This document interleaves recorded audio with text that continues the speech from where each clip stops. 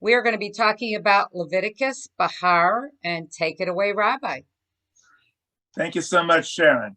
The Torah passage is named after the first significant words in the Torah Sedra, or passage, and it's talking about Bahar Sinai. Har is mountain, so it's talking about Mount Sinai. The passage deals a lot with slavery and indentured servants. The Torah seems to draw a distinction between people who are of foreign lands and they can be taken as slaves in time of war.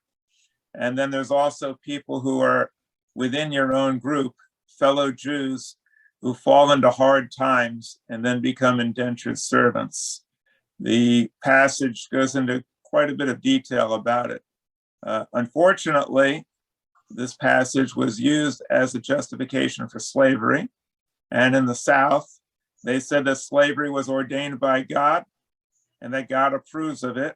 And that held us back and caused all types of horrible things to happen in our country, the reliance upon these and other similar passages. On the other hand, there's a passage in this Sedra that is so significant that it actually shows up on the Liberty Bell of the United States. It says, "Proclaim liberty throughout the land unto all the inhabitants thereof." That passage also comes from this Sedra. Therefore, we see that, like many other things, the Torah is very, very advanced. It's ahead of its time.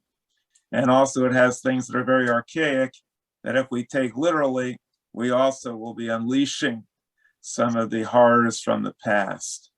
The passage on the Liberty Bell has caused, my father used to say, that freedom speaks with a Hebrew accent. And the words also on the Statue of Liberty were written by a Jewish woman. So Jews have been very involved in the March for Freedom. And we also were involved in the struggle for civil rights with Martin Luther King and the NAACP. So this passage really has a lot to say about indentured servitude. And it also says that if one of your kinsmen becomes an indentured servant, you should not treat him harshly, but you should treat him compassionately because God's going to be watching what you're doing. Unfortunately, it doesn't have the same admonition for people of foreign tribes. So this is something that is quite troubling indeed. Today in the United States, we see continued race relation difficulties, and we see continued problems with racism, anti-Semitism. We had a recent shooting, and we still have a long way to go in order to overcome the problems of today. So the Bible can be used for good or bad. We must look at it rationally and say that certain things we've outgrown and other things we have yet to achieve. So we're still trying to proclaim liberty throughout the land unto all the inhabitants thereof.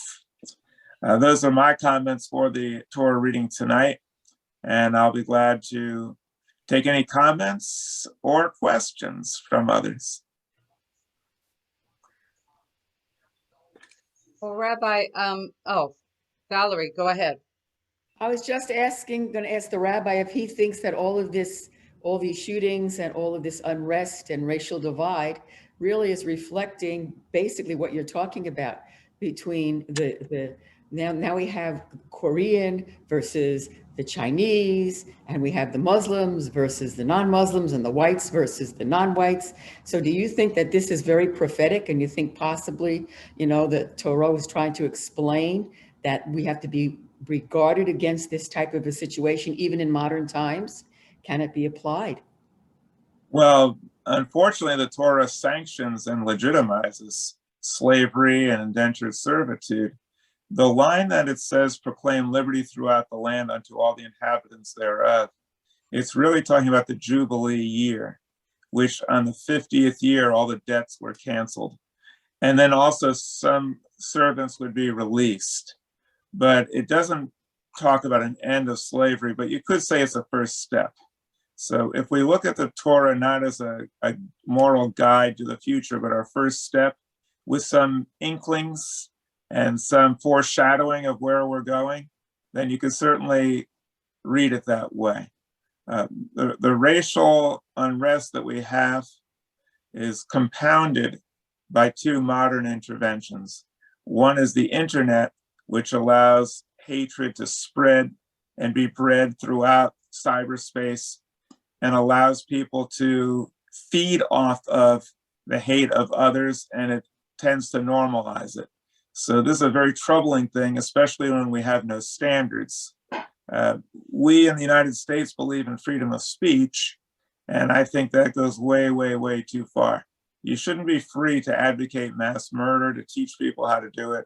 Hate speech has no place, and we need to regulate the internet so that these things cannot find currency, which are going to contaminate the minds of millions.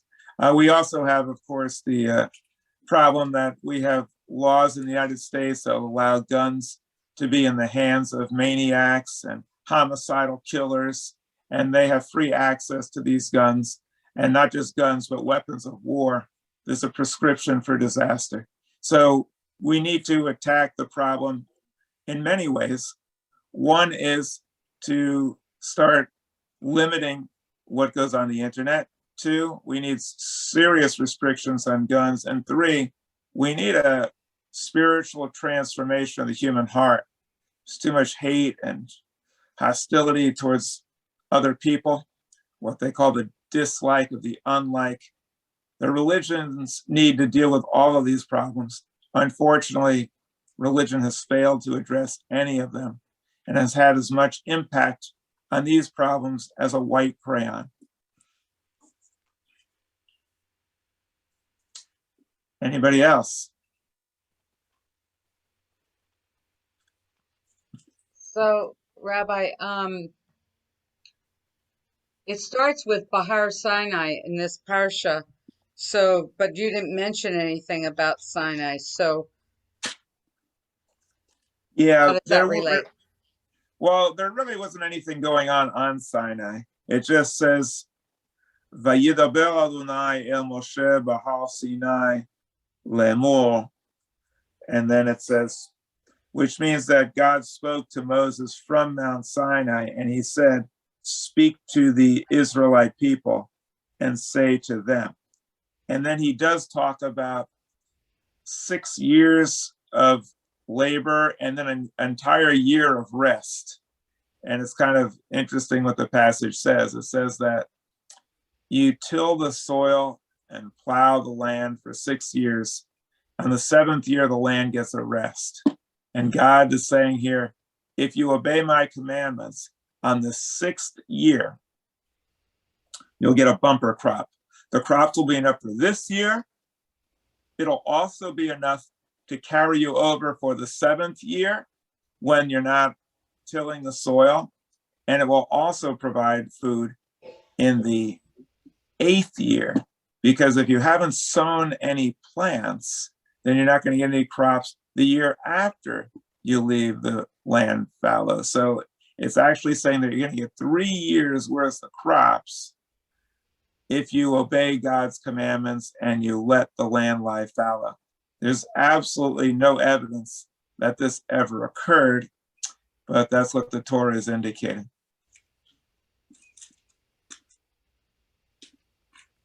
Any other questions? There's also something in here about idolatry.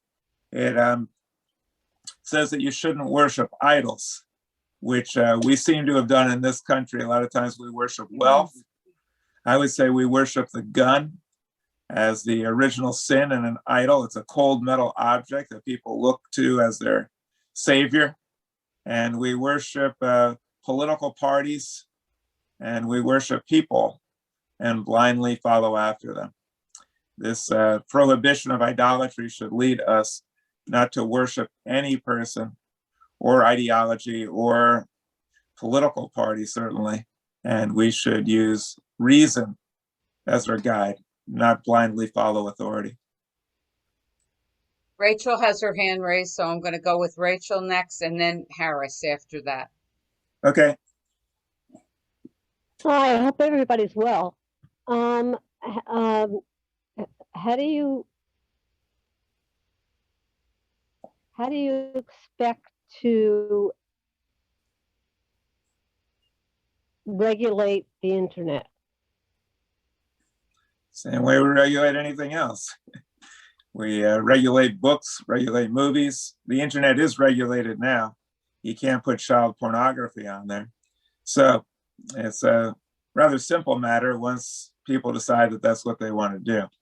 If for some reason there's some types of internet, like let's say Facebook, let's say they're not capable of monitoring it, then they should just be taken off the air. They just pull the plug on it. So if you sell a product, the product has to be safe. If you're selling food, you can't sell contaminated food. If it is contaminated, then they have rules saying that you can't sell it. So if the internet has been contaminated and they can't provide a safe product, then they should not be allowed to provide that product. It's really pretty simple. It's just a matter of having the will to do it. It's the people that are contaminating it.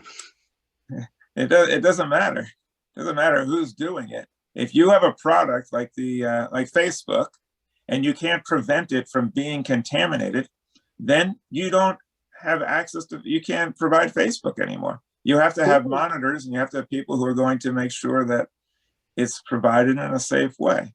And it doesn't seem too difficult. They do that, like I say, when it comes to child pornography and other things. It would just cost some money. That's all. It would cut into their profits. Right now, they're making ungodly amounts of money. And so they would have to just spend a little of that money regulating it, making sure that it's safe. If they can't do it, then they shouldn't be able to provide that product.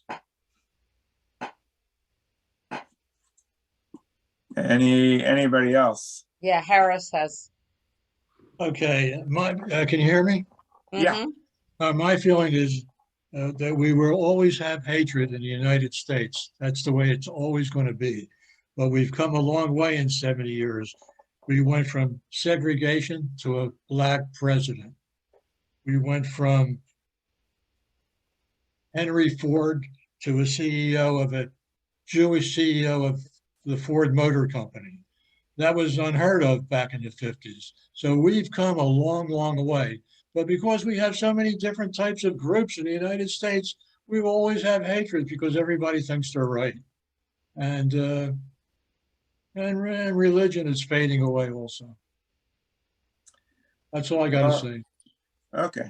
Well, I agree with you that hatred should probably be around. It will be around for a while. Judaism believes that there will be a time when we'll overcome hatred. Our job as Jews is to make sure that that time is hastened and not delayed.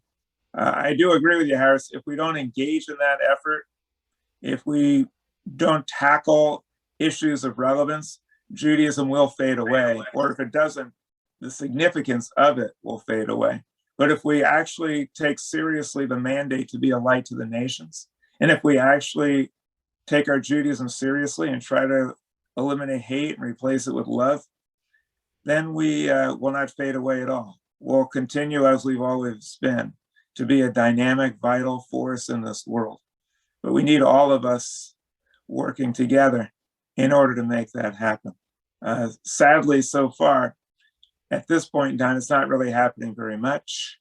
But there have been times in the past, and I'm sure there'll be times in the future, that Jews will regain their calling. They'll recognize their mission, and we will be strengthened once again. Hatred, you're right, has existed for a long time. And we have made great progress. I agree with you, Harris, 100%.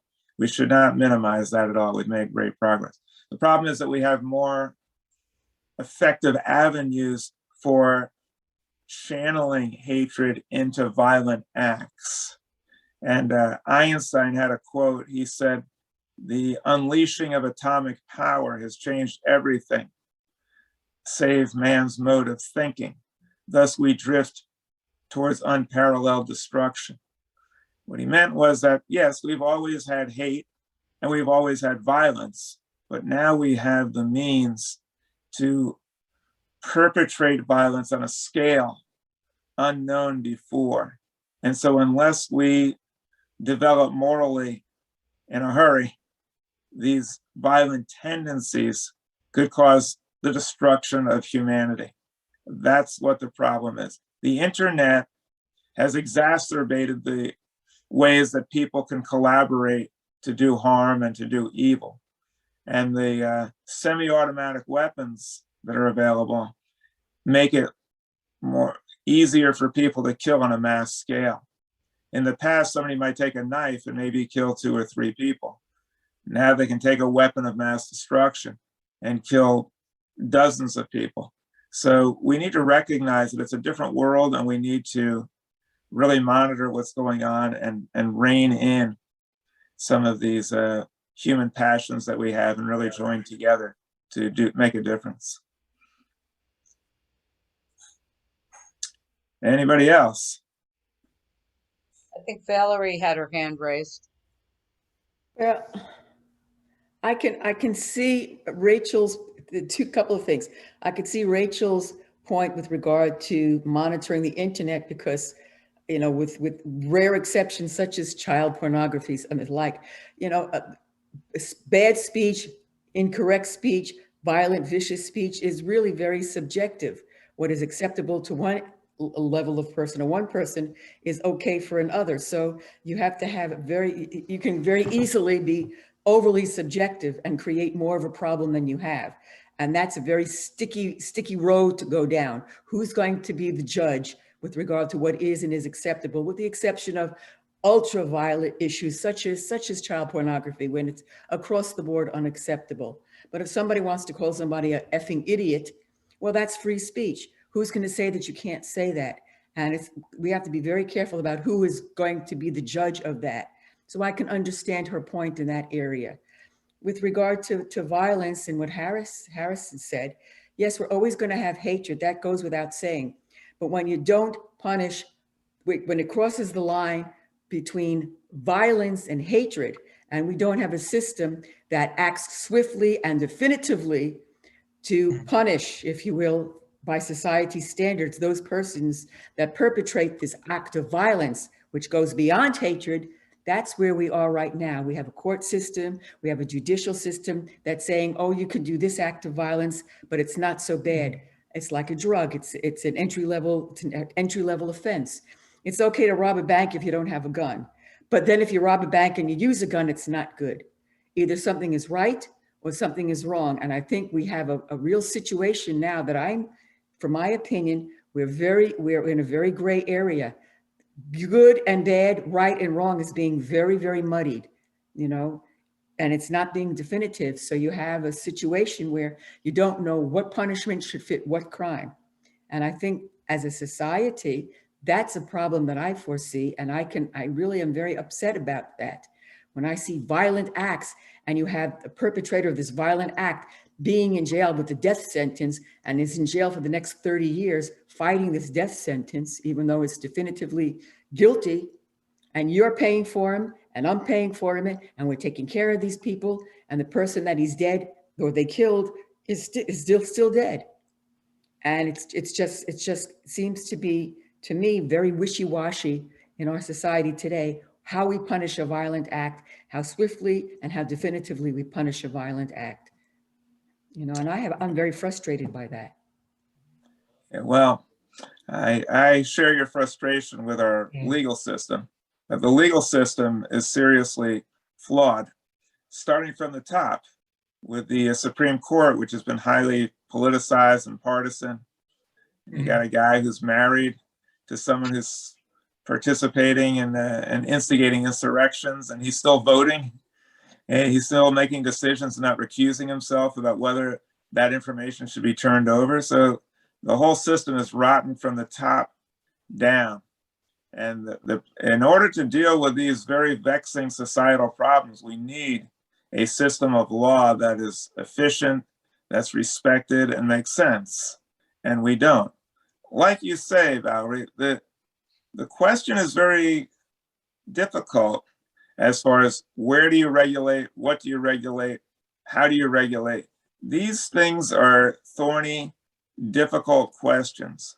However, they are questions that must be asked. The law always makes judgment calls and always has to determine difficult things. Even something as simple as you get in a car accident and someone's been injured and now they have a bad back. How do you translate a bad back into money damages? Who could do such a thing? Many people just throw up their hands and say, impossible. You can't put a value on your health. But the law does it. It says, here's the criteria. It's not easy, but we're going to do this. Why? Why do they do that? Why don't they just put up their hands and say we can't? Because if you don't have any standards, then there's no right or wrong, then it's even worse. So you have to engage in that. How do you know if somebody's going too fast? How do you set the speed limit? Why 70 miles? Why not 65? Why not 64? You have to get together and say, okay, this is what the limit is going to be. When it comes to child pornography, how do you know what's child pornography? One of the Supreme Court justices says, I can't define pornography, but I know it when I see it. What constitutes pornography? If you have a 15-year-old and she's wearing a bikini and she's selling a product, is that child pornography? How much is she wearing? How little? These are gray areas. There's always gray areas in everything across the board. But it doesn't mean that because it's a difficult thing to try to establish that we shouldn't try at all. It would be horrible if there were no laws at all regarding pornography. It would be horrible if there were no laws at all regarding hate speech. If you could just threaten to kill someone and organize on the internet, okay, we're going to get together and we're going to kill these people and let's go. And if there was no penalties at all or no standards at all, it would be mayhem and chaos. So the law always deals with situations that are not easy. So I agree with you. It's not easy, but that doesn't mean we shouldn't do it. On the internet now, you have hate speech that is instigating people and causing people to go out and kill others. Where do you draw the line? That's a good question. But it's a good question, but it's not a question that we shouldn't ask. We have to draw the line. There has to be a line. And that's what society is supposed to do by electing representatives, by electing judges, and having rational discourse about it. To say it's hard to draw the line, therefore there is no line, there is no standard, invites the exact horrors that we see today, where anything goes. You can get any kind of weapon you want, you can say anything you want, you can spread it all over the place as you want.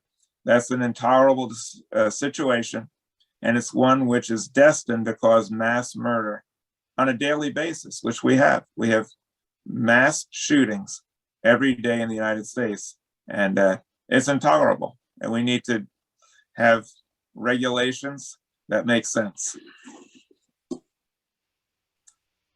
Anybody else?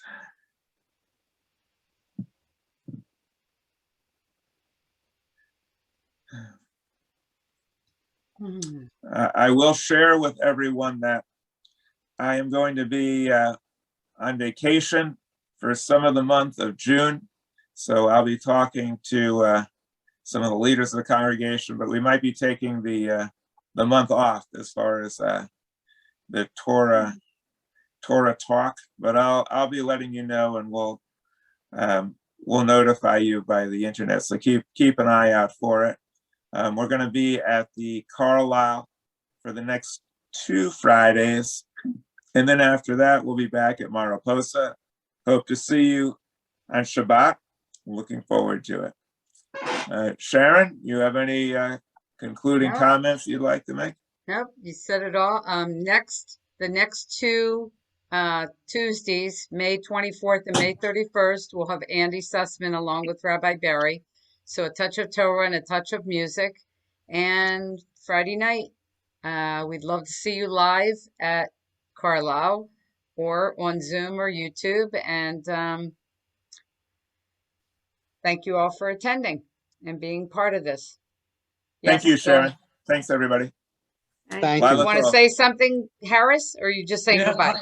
No, I want to say that where I live, I have several right-wingers, and these people will never change. What comes out of their mouth is hatred for homosexuals and blacks and everything else, and these people will never change. Yeah. I don't care what you do. Yeah, there are people who are like that. You're right. There are people who are brainwashed and indoctrinated with hate, and it's a really sad situation. Some of them do change. There was a guy who was the son of a Nazi who grew up anti-Semitic as the day is long, and then he converted to Judaism. Also, a guy who's known as the son of Hamas. He was someone who's the son of a Hamas leader who also grew up thinking horrible things and hated Jewish people. And it's hard to imagine someone with more hate for Jews, the son of the Hamas leader. And he Right. now he became a collaborator with Israel. So I hesitate to say never change, but let's just say it's unlikely. But Okay. I give up on nobody. Okay. Thanks. That's why we're here. Thanks a lot, everybody. Thank Lila Thank you, Tov. guys.